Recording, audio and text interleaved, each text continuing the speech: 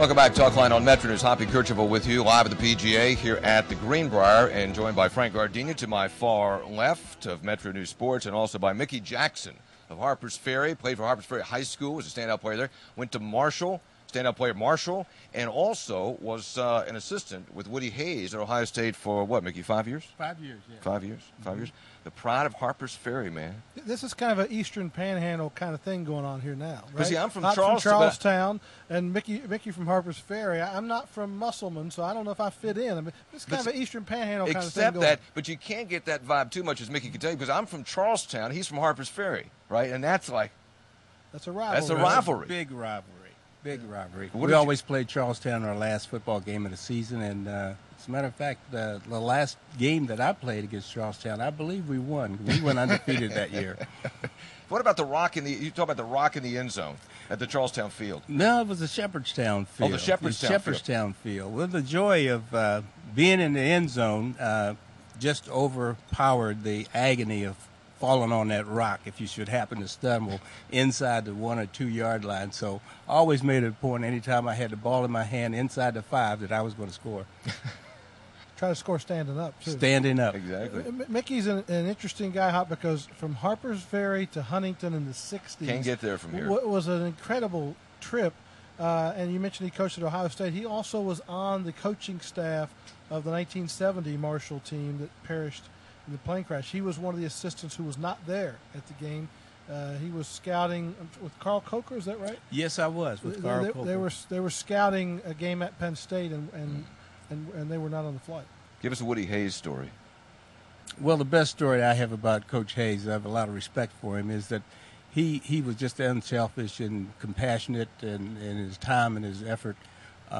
Quite often he would, after the game, win or lose, he would take the flowers that were delivered to the team and take them to the hospital, at University Hospital, and he'd walk up and down the hallway until all of those flowers were given to patients, both older patients and children. And he'd oftentimes grab a couple of players to go along with him.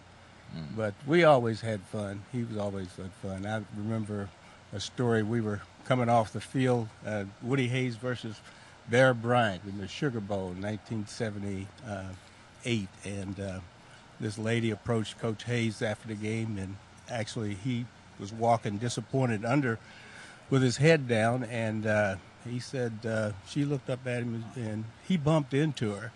And then he looked at her and he says, "I'm sorry, ma'am, no offense." And she said, "You can say that again. We didn't have any defense out there either." You guys got flowers delivered to you after games at Ohio State? What were you doing with flowers?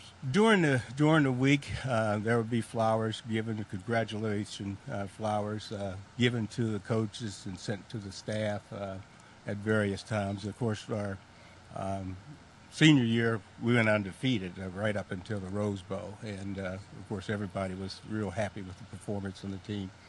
Mickey Jackson's with us, and from Harpers Ferry, West Virginia, played at Marshall, running back, coach at Ohio State. Now you're with working with the Alumni Association? Yes, I am. I'm a two-time board member of the Marshall University Alumni Association, and this year I was elected president of the national board, and that to be a voluntary part-time job has turned into a full-time job for me. But I enjoy it. We just finished a 2-day retreat in Huntington last week, had 42 members present, and we got a lot done, a lot accomplished, planning done. We work actively with 10 committees, and they work throughout the year to foster the growth of the Marshall University Alumni Association and to get more people committed to give and to participate in that university.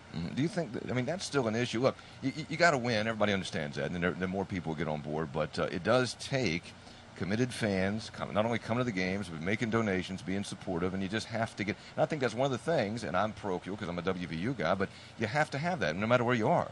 Frank, you agree? I mean, you got to have people who buy in and are going to be there regardless and be supportive. And I know Marshall has a core of that, but you always need more. No question. I mean, and the bigger the school, the more alums you graduate every year. I mean, I know in my years at Penn State, we had, I think, the second largest alumni association in the country, and Ohio State probably has, I think, maybe the biggest with they have 51,000 undergraduate students every year. So that's a ton of graduating seniors that you're churning out every year they automatically become alumni. It's a big advantage. Yeah.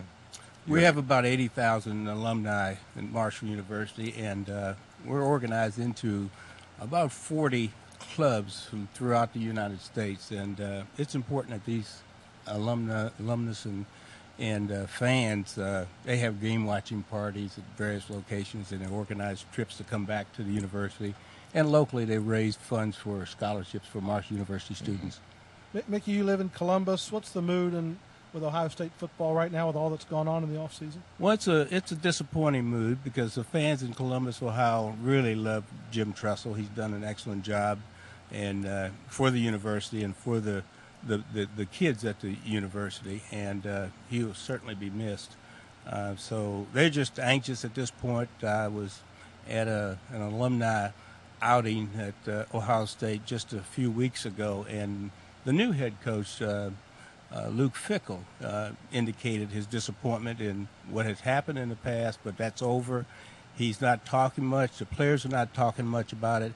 They're just anxious to get on the field and show what they're all about September 3rd. He's going to keep that job, Hop, I'm telling you. That's your prediction. Young kid. And how are we supposed to feel, Hop, when a guy you love, whether it's in politics or sports, does something wrong and something happens? Conflicted. How are we supposed to feel? Conflicted is natural to feel conflicted. And there's hours and hours and hours of talk shows based on emotional conflict. We can get into it next hour. Mickey Jackson from Harper's Ferry, Uvilla, right? Uvilla is where it's actually a part of Harper's Ferry now. I've got I'm a family of 8 sisters and 3 brothers, so it's 12 of us, and I've got 4 that have retired, and they've purchased property back in Harper's Ferry in Uvilla. And we call it the compound. So I just came from there yesterday down here to the golf tournament today. That's great. Mickey Jackson, great to see you. Thanks for coming by. Great to see you, too. All right, thanks a lot.